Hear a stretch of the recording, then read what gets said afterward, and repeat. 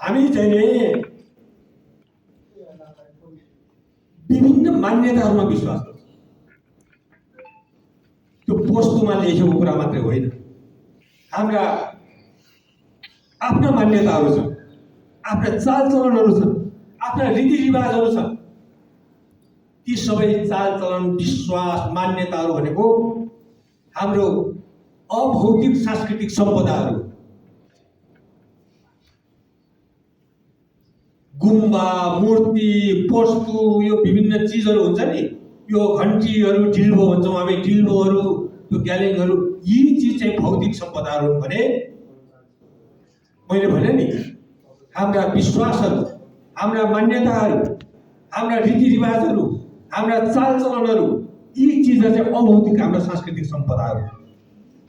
ती अभौतिक सांस्कृतिक सम्पदाहरूको अभिलेखीकरण गर्नुपर्छ र एउटा इतिहास निर्माण गर्नुपर्छ भनेर हामी सोचिरहेका छौँ। शेर्पा समुदायको छुट्टै मान्यताहरू, विश्वासहरू होला, जिरेलहरूको छुट्टै होला, उहाँ सुनवारहरूको छुट्टै होला, नेवारहरूको छुट्टै होला। विभिन्न जात जातिको फरक फरक मान्यता, विश्वास, रीतिरिवाज, चालचलन हुन्छ। ती सबै चिजहरूलाई अभिलेखीकरण गर्नुपर्छ भन्ने मान्यताका साथ हामी अगाडि बढिरहेका छौँ।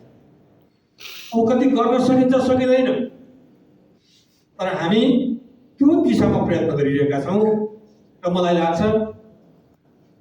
जिरी नगरपालिकाको वडा नम्बर 2 मात्र होइन, साथीहरूले अघि नै चर्चा गरिसक्नुभयो। हाम्रो जिरी साँच्चै भन्यो भने पृथ्वीको स्वर्ग,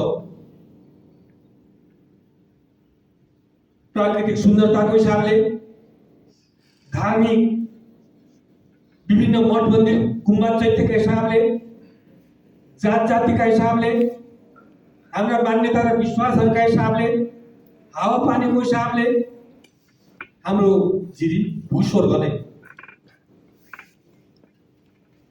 त्यो भूस्वर्गलाई सिगार्ने काम एउटा स्थानीय सरकारको जिम्मेवारी मात्रै होइन, हामी सबैको जिम्मेवारी त्यतिकै रहन्छ। म त आज यति मलाई गर्व अनुभूति भइरहेछ। काठमाडौँमा कर्मभूमि बनाएर बस्ने तपाईँ तमाम दाजुभाइ दिदीबहिनीहरूले जिरीको बारेमा चिन्ता गर्नुभयो।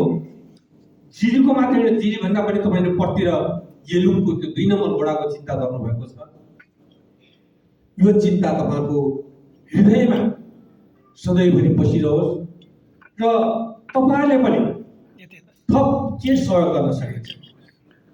अहिले मान्छेको मानसिकता कस्तो भएको छ भने मैले मेरो आँगनमा एउटा प्लास्टिक फाले अथवा मेरो धारामा आउने पाइप फुट्यो, पानी चुइयो, अनि नगरपालिका कहाँ हो मेरो प्लास्टिक किन टिपेन आँगनको, मेरो धाराको पाइप फुट्यो, स्थानीय सरकार खोइ अझ मेयर भन्ने त्यो मित्र कहाँ हो भनेर चाहिँ गाली गर्ने, सामाजिक सञ्जालमा लेख्ने, त्यो काम भइरहेछ। त्यसो भएर म यहाँहरू सबैलाई विनम्रतापूर्वक आग्रह गर्छु, देश बनाउने जिम्मा सरकारको मात्रै होइन, नागरिकको नि त्यतिकै भूमिका रहन्छ। त्यसो भएर जिरीलाई सुन्दर बनाउनको लागि, जिरीलाई साँच्चीकै पृथ्वीकै भूस्वर्ग बनाउनको लागि हामी आफ्नो स्रोत, साधन, आफ्नो दृष्टिकोण अनुसार लागिरहेका छौँ। म त्यहाँको तपाईँ जस्तो असल नागरिकहरूले पनि सकारात्मक ढङ्गले योगदान पुर्याउन सक्नुहोस्। म यही शुभकामना, शुभेच्छा व्यक्त गर्दै यो अवसर प्रदान गरिदिनु भएकोमा बुद्ध समाज सेवा केन्द्रका अध्यक्षज्यू लगायत सम्पूर्ण व्यवस्थापक साथीहरूलाई विशेष धन्यवाद दिन चाहन्छु। मैले अलिक बढी बोलेँ भने म यहाँहरूसँग क्षमा माग्दै आफ्नो भनाइ अन्त्य गर्छु। धन्यवाद, अभिवादन।